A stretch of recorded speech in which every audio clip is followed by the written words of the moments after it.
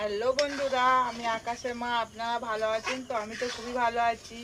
তা প্রথমে আমি 500 দুধ নিয়েছি। দুধটাকে আমি ফুটিয়ে ঘন করে নেব। আর রসগোল্লা নিয়েছি, আজকে আমি রসগোল্লা দিয়ে রসমালাই বানাবো। তা আমি কিভাবে রসমালাই বানাবো সেইটা আপনাদেরকে আমি দেখাবো। তা প্রথমে আমি রসগোল্লা থেকে রসগুলো এইভাবে বের করে দেব।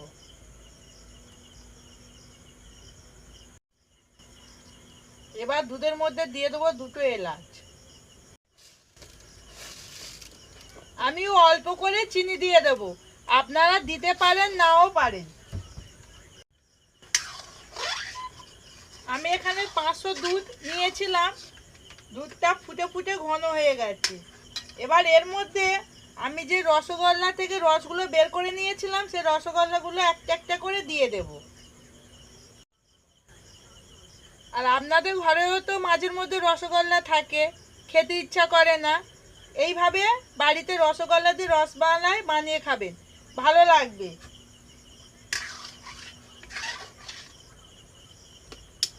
এবার আমি আধ ঘন্টা রসগোল্লাটা দুধের মধ্যে ফুটিয়ে নেব।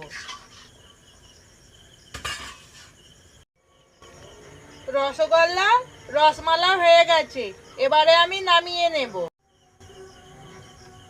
আমার আজকের ভিডিওটা যদি আপনাদের ভালো লেগে থাকে, লাইক সাবস্ক্রাইব করে দেবেন।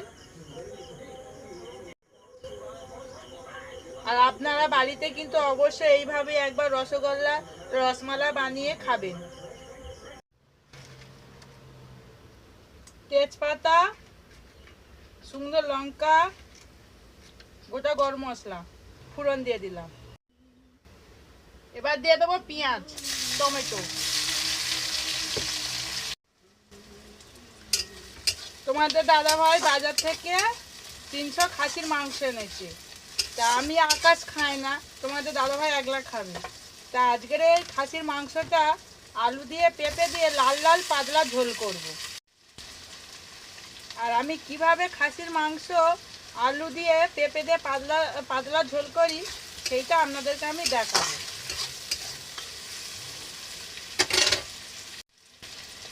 এবার দিয়ে দেবো আদা রসুন বাটা, দিয়ে দেবো স্বাদ মতো লবণ। এবার দিয়ে দেবো লঙ্কার গুঁড়ো, হলুদ গুঁড়ো,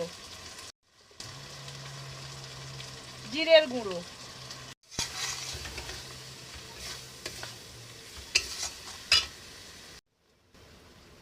এবার আমি খাসির মাংসটা ভালো করে কষে নেব।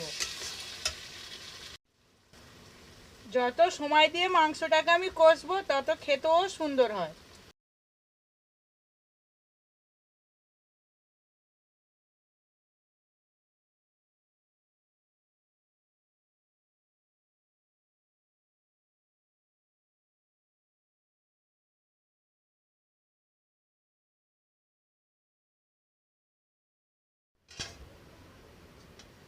আগে আলু আর পেঁপে তেলে ভেজে রেখেছিলাম, এবার দিয়ে দেব।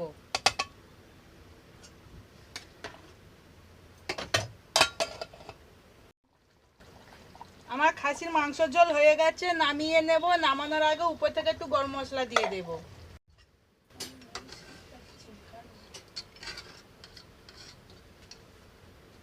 আমার আজকের ভিডিওটা যদি আপনাদের ভালো লেগে থাকে, লাইক সাবস্ক্রাইব করে দেবেন। আবার আগামীকাল দেখা হবে নতুন কোনো রান্না নিয়ে।